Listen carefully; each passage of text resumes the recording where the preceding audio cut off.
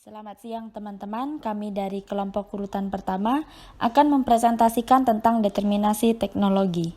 Nah, sebelumnya kami akan memperkenalkan anggota kelompok kami yang terdiri dari Theodora Grace Paramesti dengan NPM 7005, kemudian ada Maria Suntal Lili Tiara Ningrum NPM 7006, Stefani Lintang Lumaris NPM 7007, dan Maria Meltinda Amara NPM 7033. Pertama, kita akan masuk ke pengertian determinasi teknologi. Nah, kata determinisme atau determinasi diambil dari kata determine dari bahasa Inggris yang artinya menentukan. Jadi dapat diartikan juga bahwa determinasi teknologi ini merupakan teknologi yang mengontrol kehidupan manusia atau teknologi yang menentukan kehidupan manusia. Istilah determinisme teknologi ini diyakini berasal dari seorang ahli ekonomi dan sosiolog bernama Thorstein Veblen pada sekitar tahun 1920-an. Secara garis besar, determinisme teknologi merupakan perubahan masyarakat yang ditentukan dengan adanya perkembangan teknologi. Teori mengenai determinisme teknologi dikemukakan oleh Marshall McLuhan pada tahun 1962 dalam bukunya yang berjudul The Gutenberg Galaxy. Nah, dalam buku tersebut, McLuhan menyatakan bahwa gagasan teori ini mengenai pola kehidupan masyarakat manusia, khususnya pada aspek interaksi sosial, diantaranya ditentukan oleh perkembangan serta jenis teknologi yang dikonsumsi oleh masyarakat tersebut. Nah, dalam teorinya, McLuhan juga menyatakan teknologi has changed the way we communicate, yang artinya teknologi telah mengubah cara kita berkomunikasi. McLuhan juga pernah mengemukakan pernyataan bahwa medium is the message, yang artinya media yang digunakan untuk berkomunikasi ini mempengaruhi pemikiran penerimanya. Jadi adanya media cetak, televisi, internet ini menunjukkan bagaimana perkembangan teknologi ini berdampak pada masyarakat di mana kita tinggal saat ini. Teori determinisme teknologi juga secara umum berusaha untuk menjelaskan bagaimana sebuah teknologi ini begitu berpengaruh dalam menentukan bagaimana masyarakat berpikir, bagaimana masyarakat merasakan, dan bagaimana masyarakat melakukan suatu tindakan tertentu. Pada mulanya, manusia menciptakan teknologi untuk mempermudah kehidupan manusia. Namun, seiring berjalannya waktu, justru teknologilah yang menentukan kehidupan manusia. Seolah-olah teknologi yang memegang kontrol dalam kehidupan manusia. Padahal seharusnya manusia yang mengontrol teknologi, bukan teknologi yang mengontrol kehidupan manusia. Pada dasarnya, teori ini memiliki ide dasar yaitu cara berkomunikasi manusia yang berubah dapat mempengaruhi keberadaan atau budaya itu sendiri. Dan teknologi adalah hal yang utama yang dapat membuat manusia berubah atau mengalami perubahan tersebut, mulai dari mereka berpikir, mulai dari mereka bertindak dan berperilaku. Bahkan teknologi tersebutlah yang menggerakkan perubahan manusia.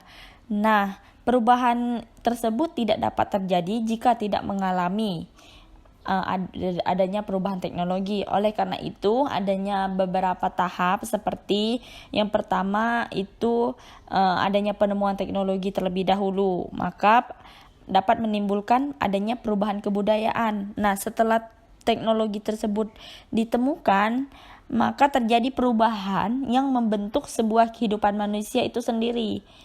Sehingga yang ketiga, peralatan dan teknologi itu menjadi tercipta secara sempurna dan membuat masyarakat atau manusia itu menjadi ketergantungan. Mereka merasa kalau saya membutuhkan teknologi ini. Tanpa teknologi ini saya tidak mengetahui apa-apa. Tanpa teknologi ini saya tidak mengetahui informasi apa dan sebagainya. Mereka akan menjadi ketergantungan pada teknologi yang telah ditemukan atau teknologi yang telah berkembang gitu. Menurut McLuhan, terdapat 4 periode kehidupan manusia. Yang pertama adalah tribal, yang kedua adalah scribal, yang ketiga mechanical, dan yang keempat adalah electric. Yang pertama ada tribal atau the tribal age. Jadi dalam periode ini merupakan periode di mana manusia masih berada dalam era purba, di mana manusia juga pada saat itu hanya mengandalkan indera, khususnya indera pendengaran dalam berkomunikasi. Jadi pada periode ini telinga adalah dalam kutip raja yang merupakan suatu indera yang sangat penting untuk berkomunikasi pada saat itu. Lalu yang berikutnya adalah scribal atau the age of literacy. Pada periode ini dapat disebut juga dengan periode alfabet atau huruf, yang membuat cara manusia berkomunikasi menjadi berubah. Pada periode ini, manusia telah menemukan alfabet dan tidak lagi mengandalkan lisan, melainkan tulisan yang kemudian menjadikan pola pikir manusia menjadi lebih luas. Lalu yang ketiga adalah mechanical atau the print age. Dalam periode ini masih mengandalkan alfabet, namun perbedaannya terletak pada telah ditemukannya mesin cetak. Di periode ini, kata-kata semakin mudah untuk tersebar ke seluruh dunia, yang kemudian membuat manusia menjadi lebih bebas lagi untuk berkomunikasi. Lalu yang keempat ada electric atau the electronic age.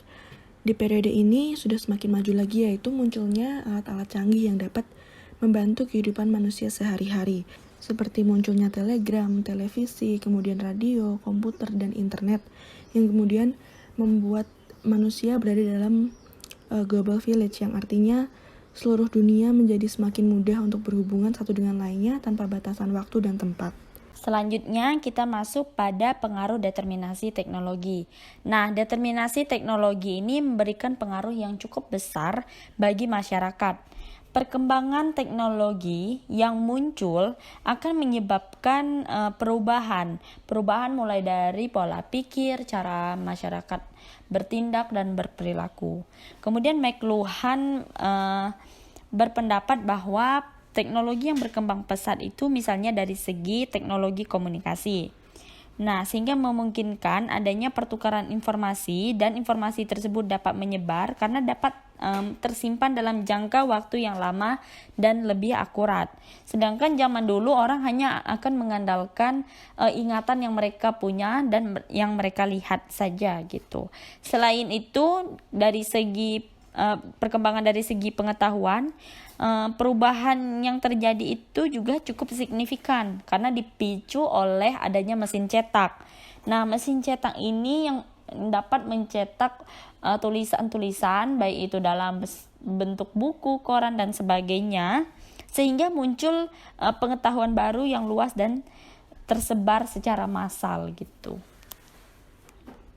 Lalu yang selanjutnya adalah orang-orang yang menentang adanya determinasi teknologi disebut sebagai social contraction, karena mereka beranggapan bahwa teknologi hanya sebatas sebuah alat. Namun, determinasi teknologi menganggap bahwa teknologi merupakan suatu hal yang memiliki manfaat besar bagi perubahan sosial. Di sini kita punya dua contoh mengenai determinasi teknologi.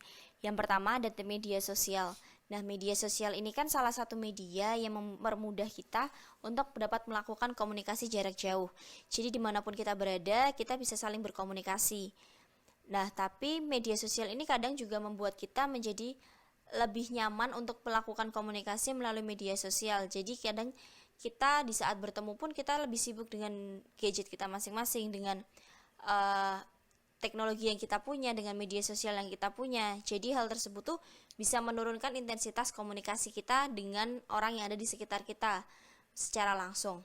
Lalu yang kedua, kita punya pembelajaran online. Nah, di masa pandemi ini kita diharuskan untuk melakukan pembelajaran melalui daring karena kondisi yang tidak memungkinkan untuk kita bisa melakukan pembelajaran tatap muka.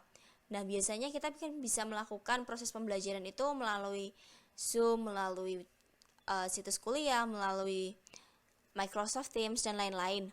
Nah, semua itu tuh bisa terjadi karena adanya kemajuan teknologi.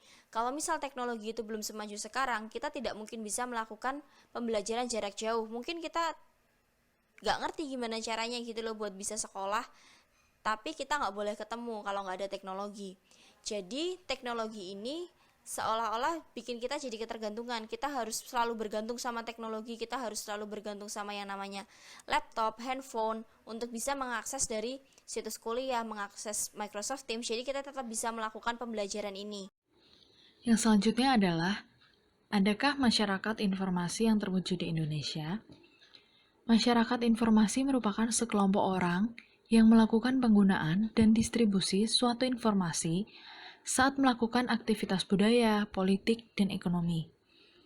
Menurut J. William Martin, tahun 95, beliau mengatakan bahwa masyarakat informasi adalah suatu keadaan masyarakat yang dimana kualitas hidup, prospek untuk perubahan sosial dan pembangunan ekonomi, bergantung pada peningkatan informasi dan pemanfaatannya. Komponen utama dalam pembentukan masyarakat informasi adalah perkembangan teknologi, komunikasi, dan informasi. Misi utama masyarakat informasi adalah mewujudkan masyarakat yang sadar tentang pentingnya informasi, ilmu pengetahuan, dan teknologi, terciptanya suatu layanan informasi yang terpadu, terkoordinasi, dan terdokumentasi serta tersebarnya informasi ke masyarakat luas secara cepat dan tepat serta bermanfaat. Sayangnya, di Indonesia, perkembangan teknologi komunikasi dan informasi banyak terjadi oleh masyarakat yang tinggal di daerah kota saja. Hal itu terjadi karena tidak meratanya perkembangan teknologi komunikasi dan informasi pada daerah-daerah terpencil di wilayah Indonesia. Sehingga dapat dikatakan bahwa masyarakat informasi di Indonesia hanya terwujud di kota-kota besar saja. Oke teman-teman, kita sudah berada di penghujung presentasi nih. Nah, kami mempersilahkan teman-teman untuk yang ingin bertanya dan berdiskusi ya. Terima kasih.